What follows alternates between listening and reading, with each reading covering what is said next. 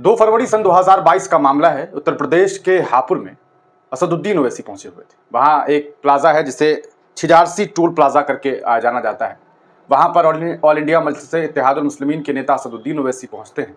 उसी दरमियान उनके ऊपर ताबड़तोड़ फायरिंग शुरू हो जाती है, उनके ऊपर गोलियां चलती है। वो तो शुक्र होता है कि असदुद्दीन ओवैसी उस दिन बच जाते हैं, लेकिन दोषियों को पकड़ा जाता है। पकड़ करके उसे जो है अदालत में पेश किया जाता है। बाद में उसे बेल भी मिल जाती है। इस पूरे मामले में अभी एक बड़ा मामला सामने आया है। आज अचानक असदुद्दीन ओवैसी हापुड़ के कोर्ट पहुंच गए। कोर्ट में पहुंचने की वजह यह थी कि उनकी इस पूरे मामले को लेकर के पेशी थी। पेशी के दरमियान असदुद्दीन ओवैसी भी पहुंचे। वहीं जो आरोपी है जिसने उनके ऊपर गोलियां चलाई, जिसका मैं आपको बताऊं कि उस व्यक्ति का जो नाम है वो सचिन है। आरोपी सचिन भी पहुंचता है और असदुद्दीन ओवैसी साहब भी पहुंचते हैं। आप स्क्रीन पर जो वीडियो देख रहे हैं, ये वीडियो असदुद्दीन ओवैसी साहब का है। आप देख करके अंदाजा लगा सकते हैं कि किस तरह से पूरा पुलिस महकमा जो है वो उनकी सेफ्टी के लिए, उनकी सिक्योरिटी के लिए वहां पर मौजूद है। और तमाम सुरक्षा कर्मियों की मौजूदगी में असदुद्दीन ओवैसी अदालत में पहुंचते हैं और जो कार्रवाई है उसमें सम्मिलित होते हैं और उसके बाद वो वहां से चले जाते हैं। इस बीच वहां पर वो आरोपी भी पहुंचता है जिसका नाम सचिन है।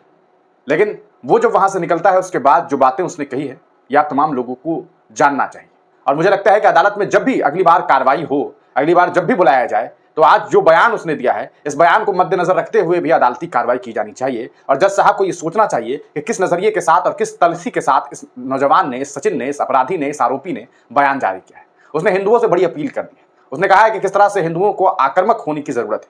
यानी कि वो सीधे तौर पर यह कह रहा है कि आक्रामक बनो, आक्रमण करो, इस तरह की नसीहतें वो दे रहा है। आखिरकार वो हिंदू समाज को क्या कहना चाहता है? क्या वो ये कहना चाहता है कि हाँ गोली चलाओ? क्या वो ये कहना चाहता है कि लाठी और डंडे चलाओ? आखिरकार उसका मकसद क्या है? हम आपको उसका बयान सुनाते हैं ताकि आपको भी मालूम चल सके कि आखिरकार उस इंसान ने जो है वो क्या कुछ बातें कही है और उसकी मंशा क्या है, वो क्या कुछ कहना चाहता है। आप वीडियो देख रहे थे किस तरह से उत्तर प्रदेश विधानसभा चुनाव के दरमियान जो गोली लगी थी असदुद्दीन ओवैसी साहब को, उसी गोलीबारी के संबंध में जो है वो सुनवाई के लिए हापुड़ कोर्ट पहुंचे हुए थे असदुद्दीन ओवैसी साहब। अब इस पूरे मामले में हम आपको बताते हैं कि आरोपी जो है उसने क्या बातें कही है। ये ओवैसी के खिलाफ तो एक मुकदमा चल रहा है, एलिगेशन लगा हुआ है। हैदराबाद सांसद ओवैसी के खिलाफ हमला हुआ था उन पर, तो उसका एलिगेशन हम पे लगा हुआ है। उसमें आए हुए थे।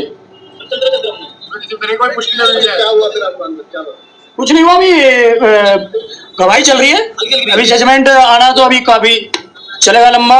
कितना कॉन्फिडेंस है इस आदमी को कि भैया आप बहुत चलेगा, लंबा चलेगा। न्यायालय या ऊपर जिसको चलिए उसे पता है। क्या संदेश देना चाहते हैं?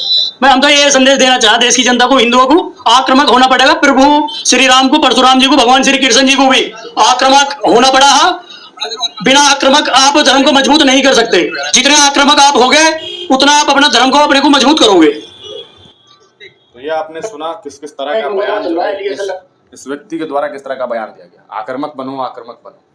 आप सोच लीजिए, ये सीधे तौर पर जस्टिफाई करना चाहता है अपने द्वारा किए गए कृत्य को। आप इस पूरे मामले पर क्या कुछ सोचते हैं? अपनी राय कमेंट सेक्शन में जरूर दीजिएगा। मुझे लगता है असदुद्दीन ओवैसी साहब को इस पूरे मामले को लेकर के एक बार फिर शिकायत करनी चाहिए और अदालत में अगली सुनवाई के दरमियान इसके इस बयान को रिकॉर्ड करवाना चाहिए कि इसने क्या कुछ बयान दिया।